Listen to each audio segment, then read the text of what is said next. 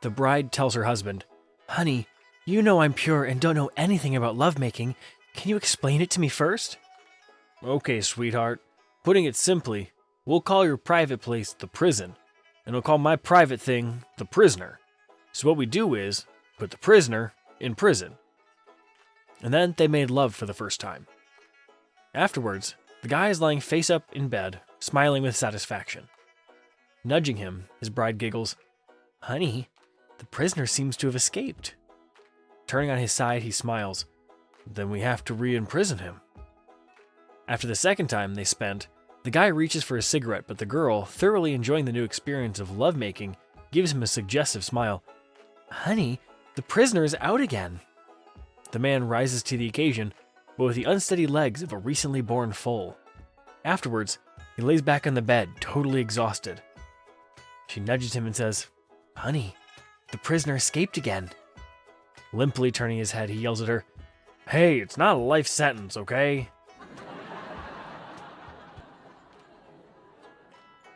A husband and wife decided they need to use code to indicate that they wanted to have lovemaking without letting their children in on it. They decided on the word typewriter.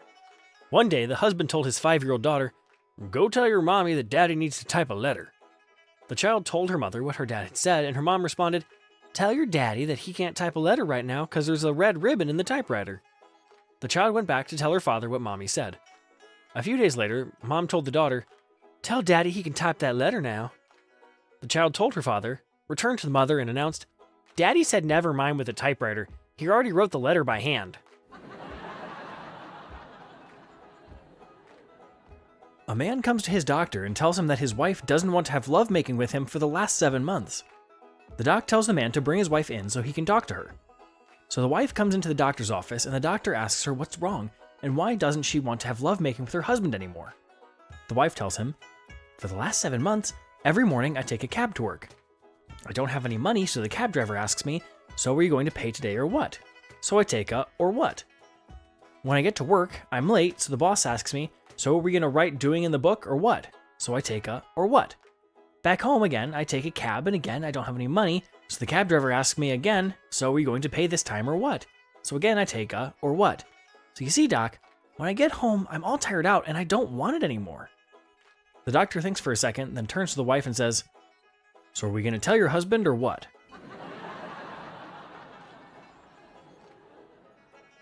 A man is at work one day when he notices that his coworker is wearing an earring. The man knows his coworker to be a normally conservative fellow and is curious about his sudden change in fashion sense. The man walks up to him and says, "I didn't know you were into earrings." "Don't make such a big deal. It's only an earring," he replies sheepishly. His friend falls silent for a few minutes, but then his curiosity prods him to ask, "So how long have you been wearing one?"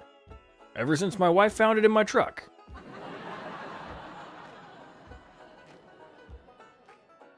A guy, James, always dreamt to marry a sweet, innocent virgin.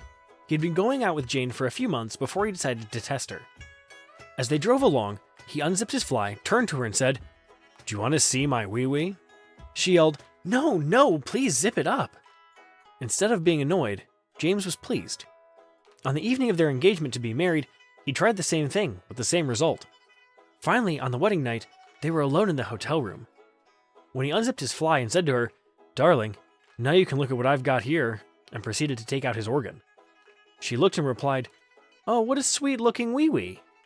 James said, "No, darling, you don't have to call it a wee-wee now. You can call it a cock." She looked at it for a while and said, "No, James, that's a wee-wee. A cock is long, thick, and black."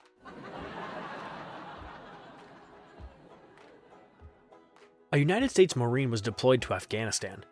While he was there, he received a Dear John letter from his girlfriend. In the letter, she had slept with 2 guys while he had been gone, and she wanted to break up with him. To add injury to the insult, she said she wanted back the picture of herself that she had given him. So the Marine did what any squared-away Marine would do. He went around his buddies and collected all the unwanted photos of women he could find. In all, he got more than 25 pictures of women, some with clothes, some without. He mailed them to his girlfriend with the following note: "I don't remember which one you are. Please remove your picture and send the rest back."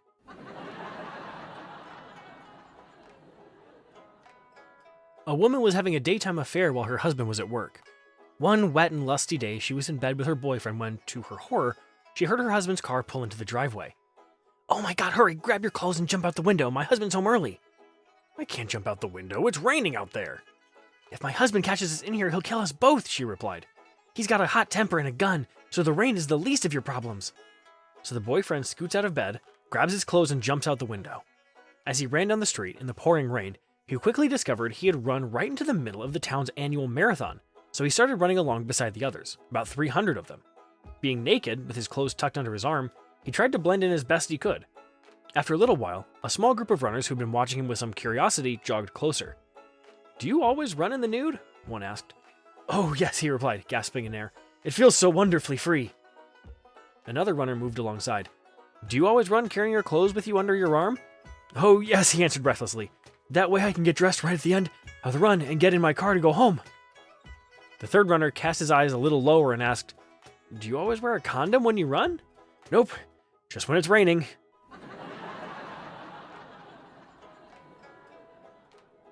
A young man asked an old rich man how he made his money.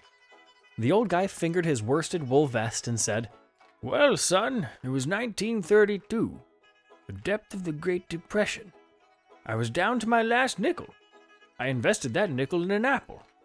I spent the entire day polishing the apple, and at the end of the day, I sold the apple for 10 cents. The next morning, I invested those 10 cents in 2 apples. I spent the entire day polishing them and then sold them at 5 p.m. for 20 cents.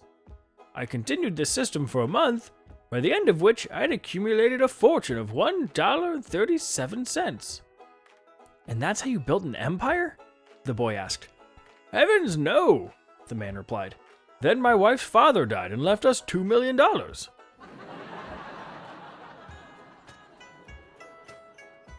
"I need to inspect your ranch for illegally grown drugs." The old rancher says, "Okay, but don't go in that field over there." The agent verbally explodes, saying, "Mister, I have the authority of the federal government with me." Reaching into his rear pant pocket and removing his badge, the officer proudly displays it to the farmer. "See this badge? This badge means I'm allowed to go wherever I wish on any land. No questions asked or answer given. Have I made myself clear? Do you understand?" The old rancher nods politely and goes about his chores. Later, the old rancher hears loud screams and spies the agent running for his life, and close behind is the rancher's bull. With every step, the bull is gaining ground on the agent. The agent is clearly terrified. The old rancher immediately throws down his tools, runs to the fence, and yells at the top of his lungs, "Your badge! Show him your badge!"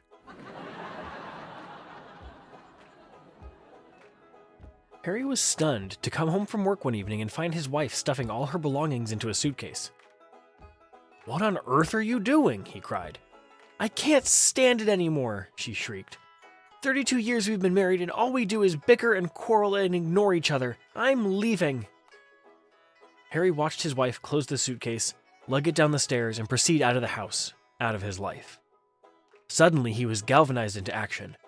Running into the bedroom and grabbing a second suitcase, he yelled back at his wife, "Sylvia, you're right. You're absolutely right. And I can't bear it either. Wait a minute, and I'll go with you."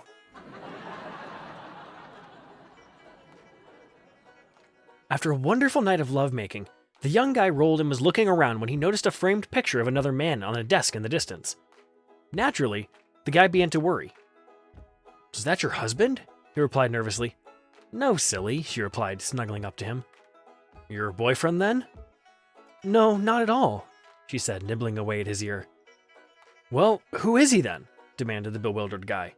Calmly she answered, "That's me before the surgery."